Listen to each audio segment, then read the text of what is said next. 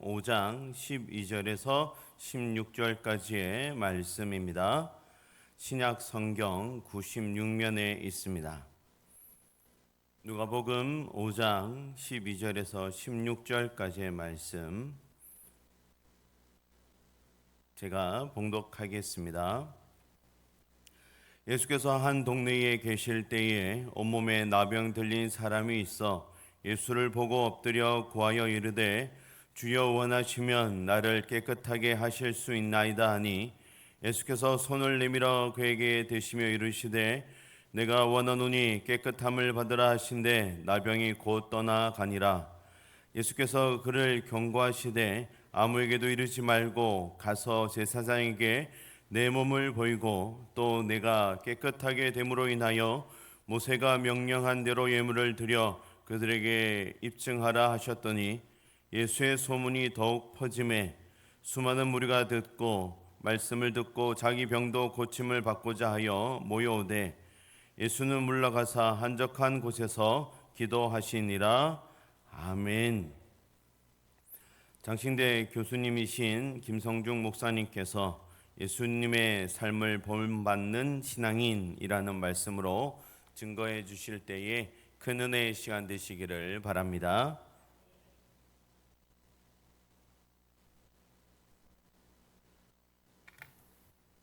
할렐루야. 하나님께서 우리에게 은혜 베푸시기를 소망합니다. 우리의 신앙의 목표는 예수님을 닮는 것입니다. 여러분은 얼마만큼 예수님을 닮고 계십니까?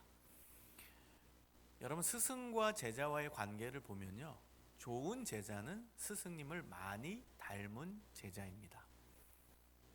스승님이 하신 일을 따라하는 존재가 제자고요, 스승님의 성품과 인격을 닮아가는 사람이 제자입니다. 여러분, 그렇다면 우리는 얼마만큼 예수님의 성품을 담고 있습니까? 또한 우리는 예수님이 이 땅에 오셔서 하셨던 일을 얼마만큼 재현하고 있습니까? 예수님이 이 땅에 오셔서 우리에게 보여주신 모습, 예수님께서 이 땅에 오셔서 하셨던 행적과 사역들, 우리도 제자로서 따라해야 한다라는 것입니다. 저는 오늘 본문이 정말 중요한 본문이라고 생각합니다. 왜냐하면 예수님의 삶의 모습을 가장 잘 보여주는 모습이시기 때문입니다. 오늘 예수님의 행적, 예수님이 하신 일, 예수님의 모습을 우리가 살펴보면서 예수님을 온전히 닮아가는 신실한 제자 되시기를 소망합니다. 여러분, 오늘 본문의 주인공은요, 온몸에 나병, 즉 한센시병 걸린 사람입니다. 여러분, 성경시대 나병은 정말 무서운 전염병이었습니다. 그리고 건드리기만 해도 온몸이 떨어져 나가는 악성 질병입니다. 그래서 온몸에 붕대를 하고 다녔어요.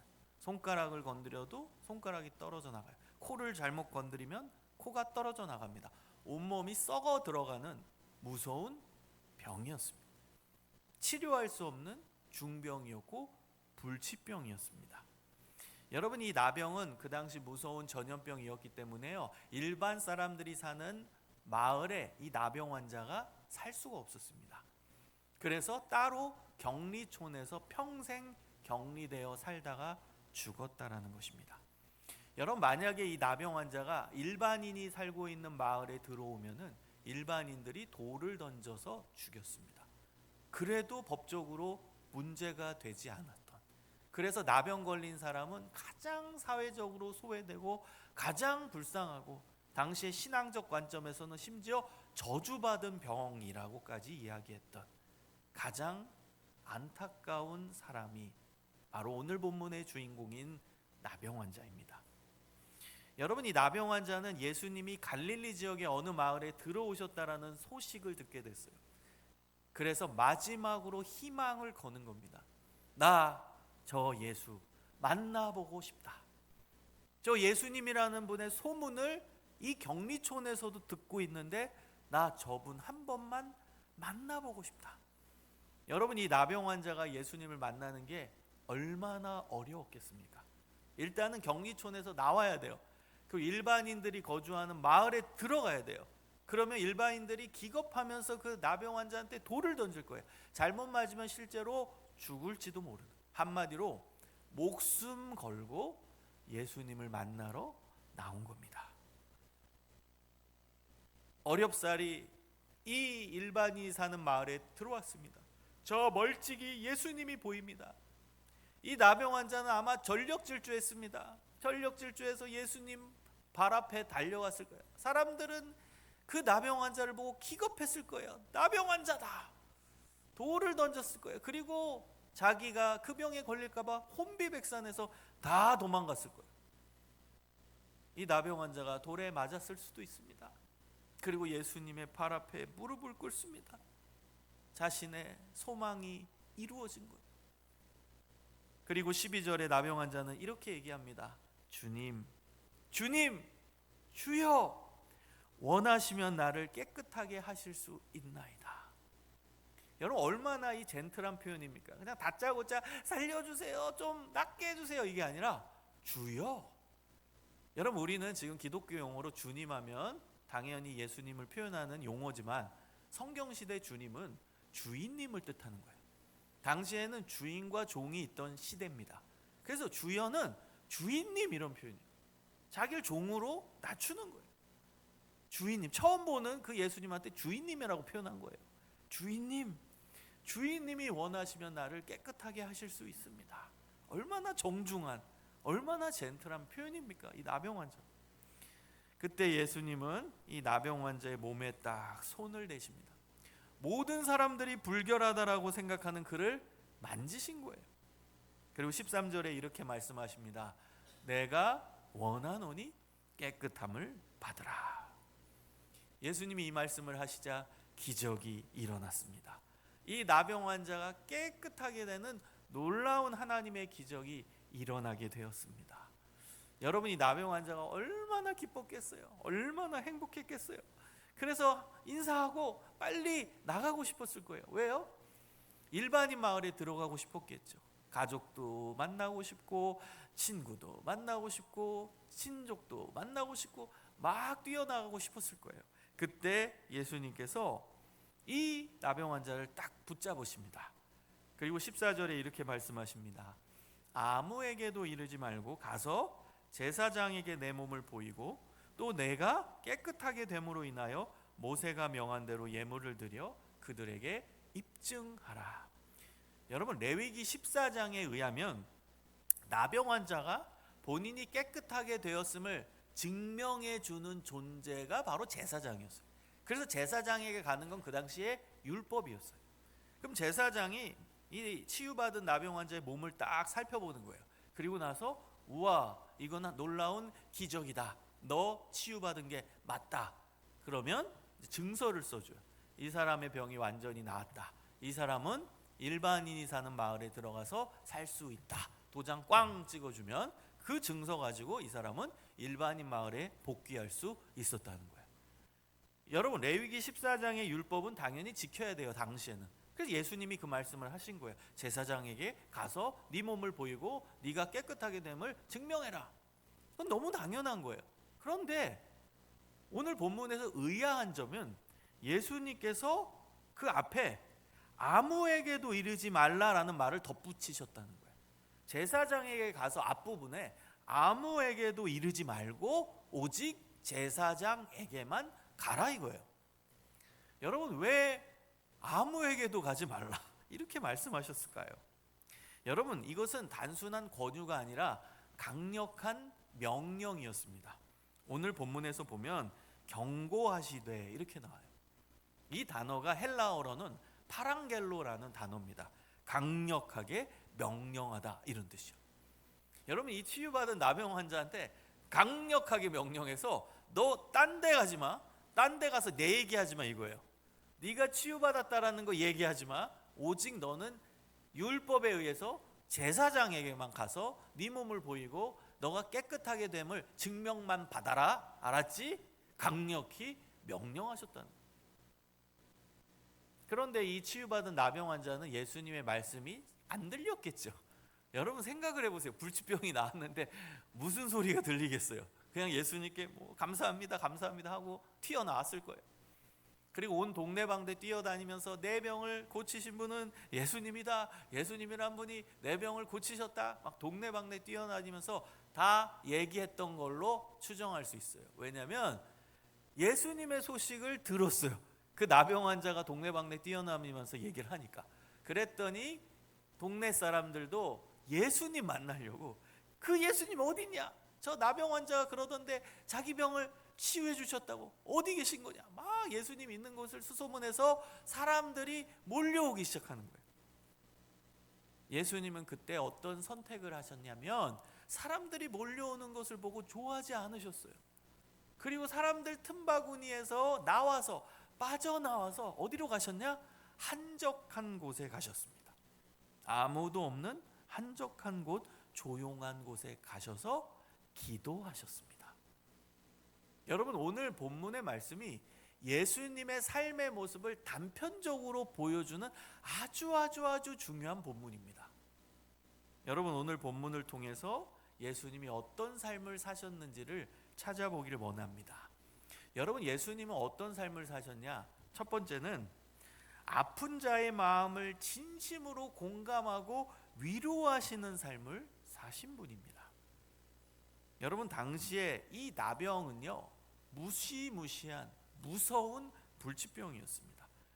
아무도 그 사람 곁에 가지 않아요. 그래서 격리촌에 있어요. 전염병이었으니까. 근데 여러분, 오늘 본문의 예수님의 행동을 보십시오.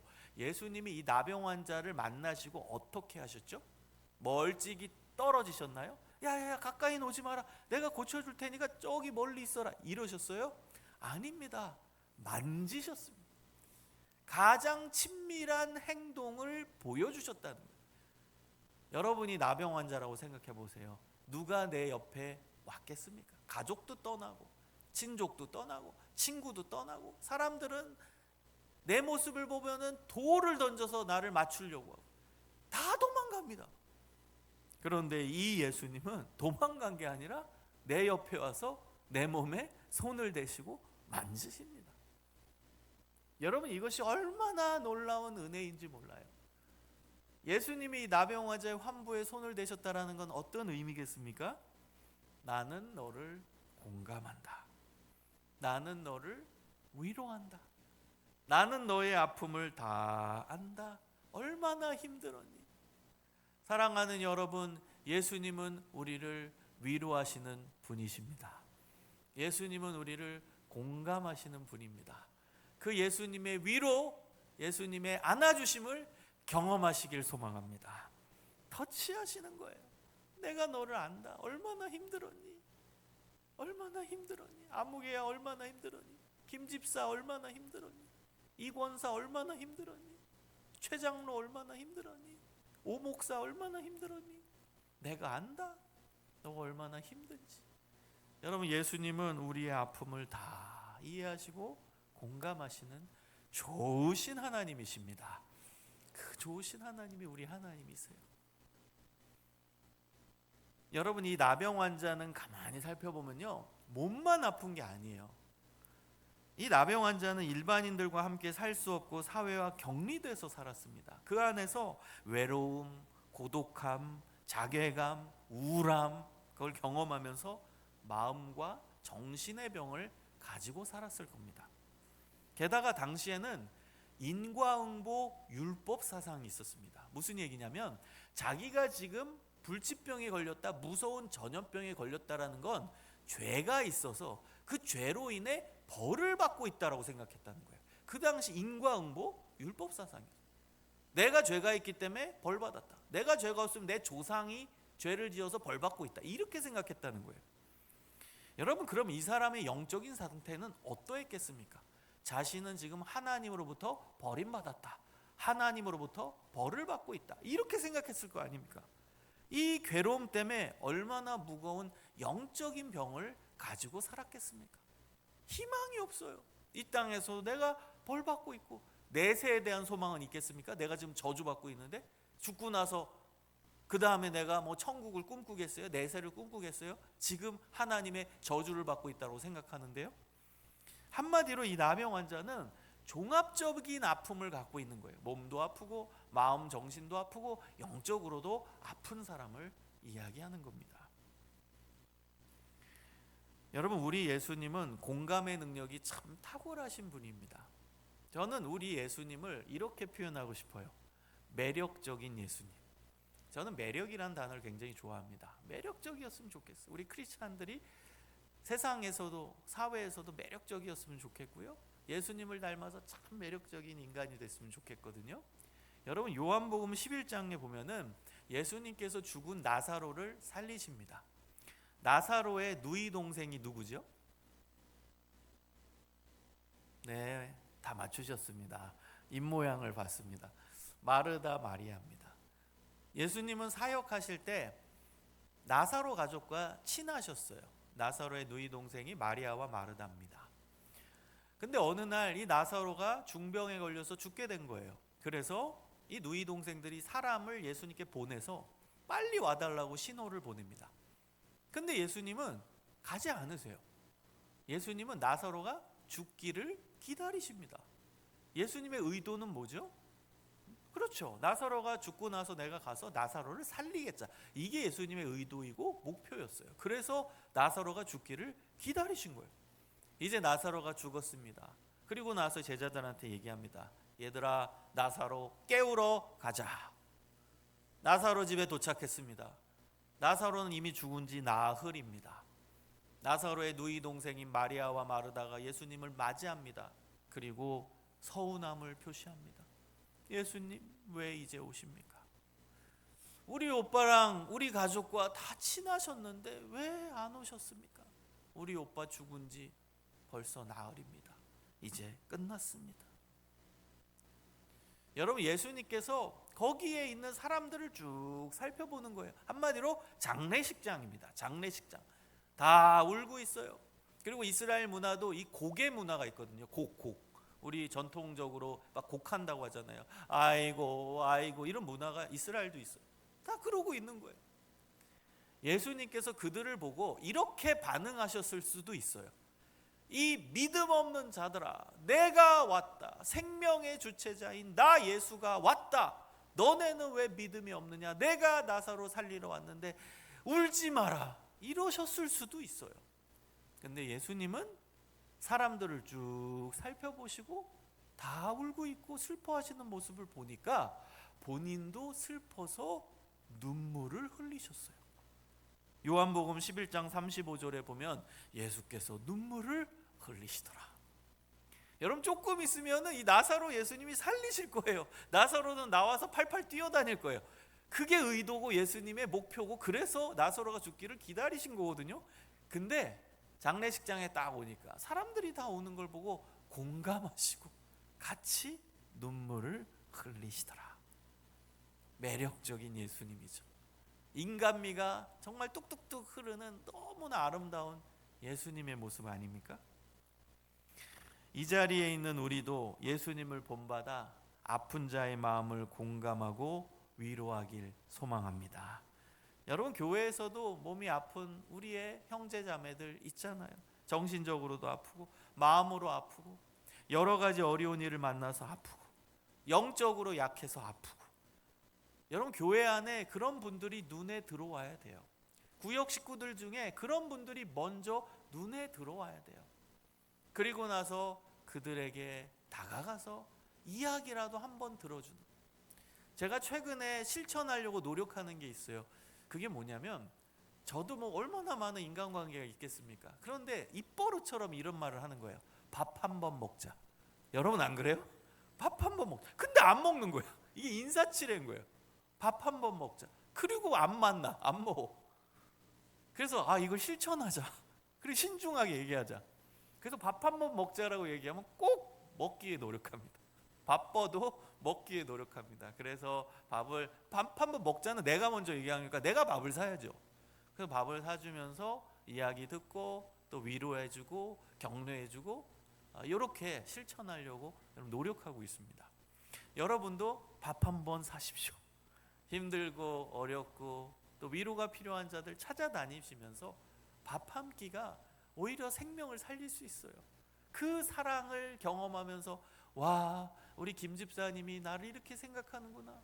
와, 우리 구역의 이 권사님이 이렇게 나를 생각하는구나. 거기서 위로를 받고 살아갈 힘을 얻는 거예요. 그 밥 한 끼는 그냥 단순한 밥 한 끼가 아니에요. 생명을 살릴 수도 있어요. 여러분, 아픈 자들과 힘든 자들과 함께하는 예수님의 제자들 되시길 소망합니다.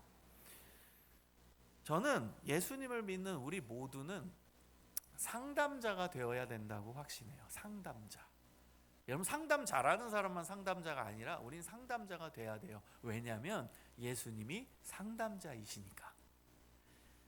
어떻게 알 수 있냐? 요한복음 14장 16절에 보면 예수님께서 이렇게 말씀하세요. 내가 아버지께 구하겠으니 그가 또 다른 보혜사를 너희에게 주사 영원토록 너희와 함께 있게 하리니. 여기서 보혜사라는 용어가 나오죠. 여러분 잘 보세요. 예수님이 보혜사란 뜻이죠. 또 다른 보혜사는 누구예요? 성령님이죠. 여러분, 보혜사에 해당되는 헬라어 단어가 파라클레토스입니다. 가장 포괄적인 번역이 상담자입니다. 예수님이 상담자. 우리 옆에 계속 우리와 동행하시는 최고의 상담자입니다. 여러분 옆에 최고의 상담자 예수님이 계십니다. 그 상담자에게 여러분의 모든 어려움을 토로하고 모든 것을 공유하고 예수님께 이야기하는 믿음의 성도들 되시길 소망합니다. 여러분, 그게 기도예요. 상담하는 게 기도예요. 옆에 계속 계세요. 상담자라고 하잖아요. 최고의 상담자 예수님. 그분께 기도하는 거예요. 이 얘기, 저 얘기, 힘든 얘기, 괜찮은 얘기, 그다음 또 좋은 얘기, 잘된 이야기, 그러면서 슬픈 이야기, 모든 걸 예수님께 얘기하세요. 여러분, 기도할 때 힘든 것만 기도하지 마세요. 여러분, 정말 좋은 친구 옆에 있으면 다 얘기하고 싶은 거예요. 힘든 것도 얘기하고, 성공한 것도 얘기하고, 실패한 것도 얘기하고, 잘된 것도 얘기하고, 그리고 눈물 흘린 이야기도 하고, 다 얘기하세요. 여러분, 우리는 기도를 힘들 때만 하는 경향이 있어요. 좋을 때도 하세요. 잘 될 때도 하세요. 승진했을 때도 하세요. 돈 많이 벌었을 때도 하세요. 항상 예수님이 최고의 상담자, 최고의 친구 되어주십니다. 여러분, 오늘 본문에서 발견할 수 있는 또 다른 예수님의 모습은 바로 다른 사람이 잘 되기를 원하셨다라는 거예요. 여러분, 예수님께서 이 나병 환자한테 이렇게 말씀하십니다. 내가 원하노니 깨끗함을 받으라. 여러분, 성경은 문어체죠. 기록된 문체입니다. 그런데 원래는 구어체였죠. 구어체, 일상에서 이야기한 거를 기록한 거예요. 여러분, 문어체를 구어체로 바꿔보십시오. 오늘 본문에서 예수님께서 어떻게 이 나병 환자한테 말씀하셨겠어요? 한번 생각해 보세요. 상상해 보세요. 내가 원하노니 깨끗함을 받으라 이러셨겠어요? 책 읽듯이? 감정을 실어서 내가 진짜 원한다. 너 얼마나 힘들었니 그동안? 얼마나 힘들게 살았니? 내가 너 마음을 잘 안다. 나 정말 원해. 나는 네 병이 완전하게 깨끗하게 되는 걸 너무너무 원한다. 여러분, 이렇게 예수님이 간절한 마음을 담아서 표현하셨을 겁니다. 여러분, 우리도 이 예수님의 모습을 닮아야 돼요. 다른 사람이 잘 되기를 진심으로 원하는 모습이 우리에게 있어야 될 줄 믿습니다. 여러분, 자아중심적인 이기주의 시대 속에 우리는 살고 있어요. 그래서 우리만 잘 되기를 원하는 놀부심보가 있잖아요. 심지어는 사촌이 땅을 사도 배 아파한다라는 속담이 있을 정도잖아요. 그 본성이 우리 안에 사실 있어요. 그걸 뛰어넘어야 예수님의 제자입니다. 여러분, 우리가 잘 아는 미켈란젤로가 그린 천지창조라는 작품이 있습니다. 아시죠? 하나님과 아담이 이렇게 손가락 만나는. 여러분, 그 그림이 바티칸 시국 시스티나 성당 천장 벽화에 그려져 있는 프레스코화입니다. 이 시스티나 성당이 거기가 이제 교황 선출한 그 성당입니다. 여러분, 미켈란젤로는 원래는 화가가 아닙니다. 조각가입니다. 유명한 조각가로 당시에 이름을 떨치고 있었습니다. 너무너무 조각가로 유명해지니까 이제 그의 재능을 시기하는 사람들이 생겨나기 시작했습니다. 그 대표적인 사람이 당시 교황 율리우스 2세의 절대적인 지지를 받았던 건축가 도나토 브라만테라는 사람이었어요.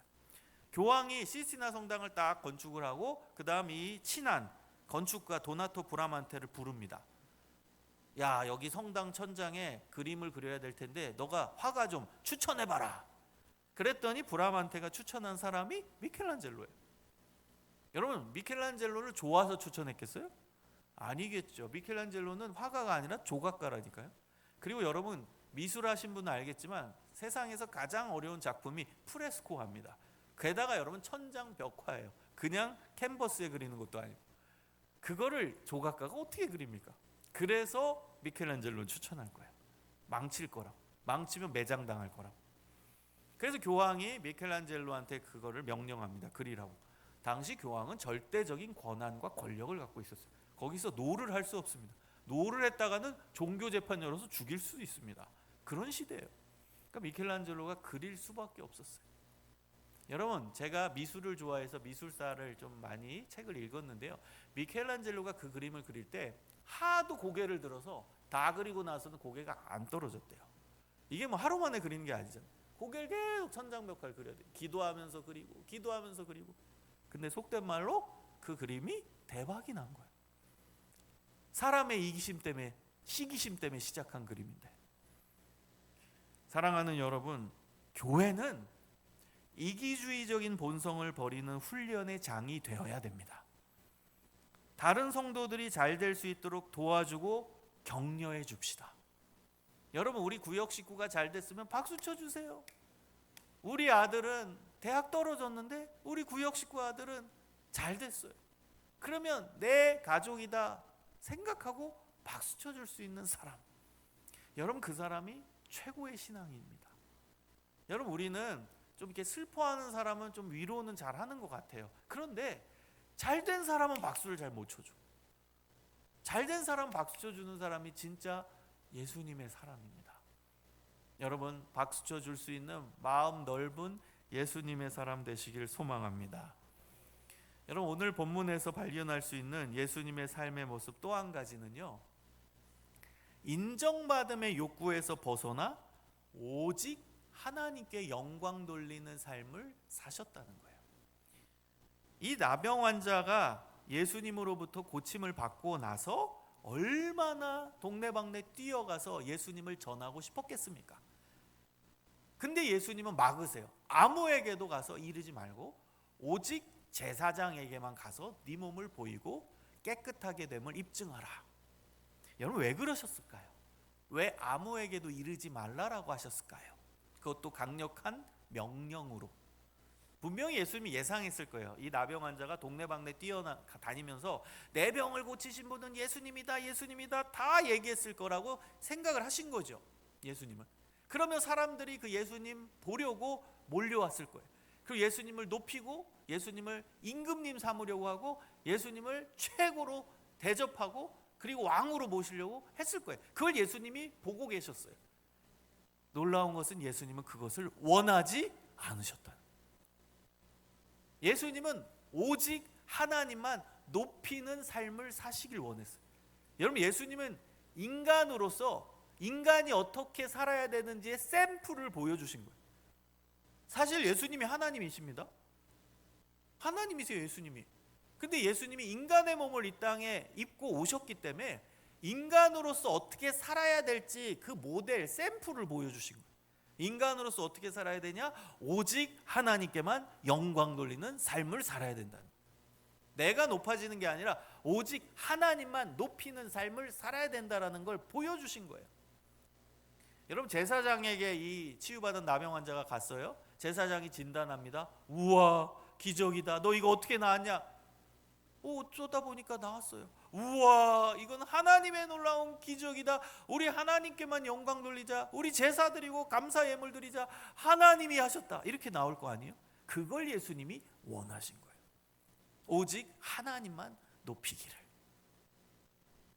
여러분, 예수님의 제자는 오직 하나님만 높이는 사람들인 줄 믿습니다. 여러분, 우리는 무엇을 하든지 다 하나님의 영광을 위해서 하는 사람들이에요.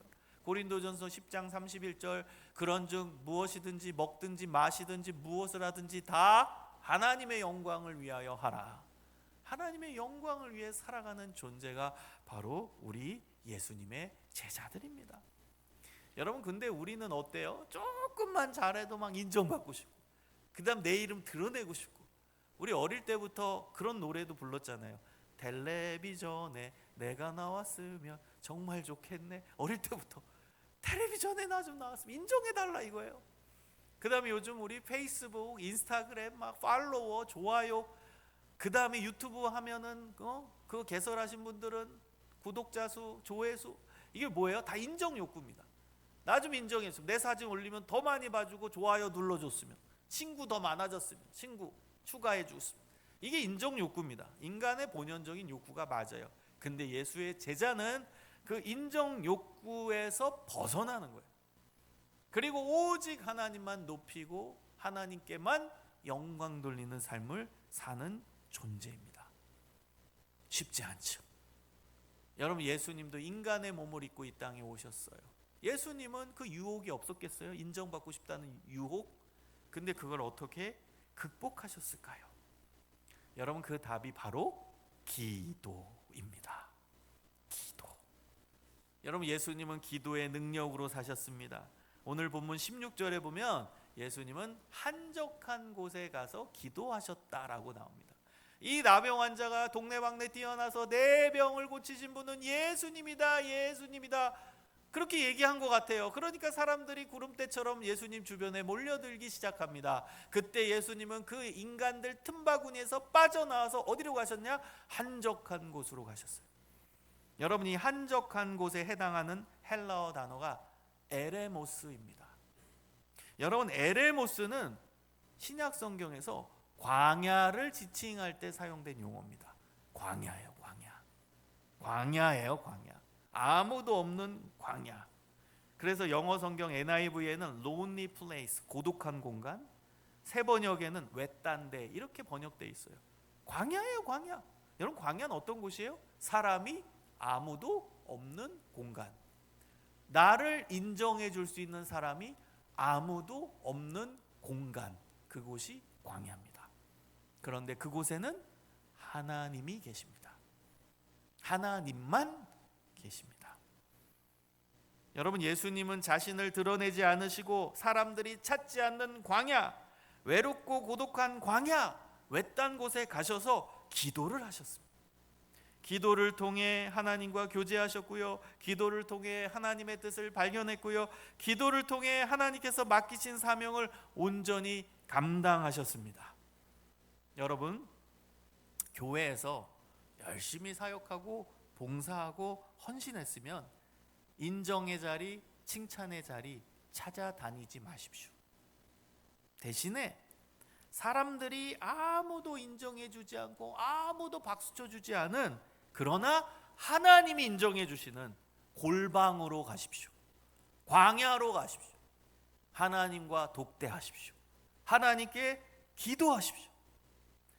여러분, 일상생활도 마찬가지죠. 가정 안에서 잘한 거 있죠. 회사에서 잘하신 거 있죠. 그거 너무 인정받으려고 하지 마십시오. 인정 욕구에서 벗어나는 길은 하나님을 찾는 거예요. 하나님을 찾으면, 기도하면 하나님께서 인정해 주세요. 잘했다 종아, 잘했다 칭찬해 주시고, 위로해 주시고, 격려해 주시고, 힘을 주시고, 때로는 우리의 잘못을 지적하실 때도 있어요. 기도하다 보면 깨달음, 내가 잘못했구나. 그러면 우리가 그때 회개하면 돼요. 하나님은 우리를 인정해 주시고, 위로해 주시고, 격려해 주시고, 또 깨닫게 하시고, 그게 기도의 유익이에요. 그리고 기도의 가장 큰 유익은 뭔지 아세요? 하나님과 가까워집니다. 하나님과 동행하는 역사가 일어나는 거예요. 여러분, 기도를 통해서 하나님의 위로와 격려와 칭찬을 많이 받고 하나님과 동행하는 사람의 특징이 뭔지 아세요? 사람들의 인정에 목말라하지 않습니다. 왠지 아세요? 하나님의 인정과 하나님의 위로가 너무 크니까. 그깟 사람들의 박수 쳐줌, 그깟 사람들의 인정 별로 나한테 효력이 안 돼요. 왜? 하나님의 인정이 너무 크니까. 그걸 난 이미 받고 누리고 있으니까 사람들이 아무리 박수 쳐도 별로 그렇게 크게 안 다가오는 거예요. 근데 반대로 하나님의 인정을 못 받는 사람들의 특징은 사람들의 인정에 목말라하는 거예요. 이 사람이 알아줬으면, 이 사람이 박수 쳐줬으면, 이 사람이 나 잘한 거 좀 알려줬으면. 목말라 하는 거예요. 그래서 답은 뭐냐? 하나님의 인정과 위로와 격려를 많이 받으셔야 됩니다. 여러분, 기도를 통해 하나님의 인정, 하나님의 위로, 하나님의 인도하심을 경험하시길 소망합니다. 여러분, 우리 모두 예수님처럼 삽시다. 예수님처럼 살아가고 사역합시다. 우리 창동제일교회 모든 성도님들 모두 진정한 예수님의 제자로 세워지기를 간절히 축복합니다. 기도하겠습니다. 하나님, 감사합니다. 예수님의 온전한 제자가 되기를 원합니다. 예수님과 매 순간 동행하며 예수님만 높이며 예수님께 우리의 모든 것을 토로하고 내려놓으며 예수님과 함께하는 진정한 예수 그리스도의 제자들 되게 하여 주시옵소서. 언제나 우리와 함께 하시고 우리를 위로하시고 우리의 모든 이야기를 다 들어주시는 좋으신 하나님 붙잡고 살아가게 하여 주옵소서. 예수 그리스도의 이름으로 기도합니다. 아멘.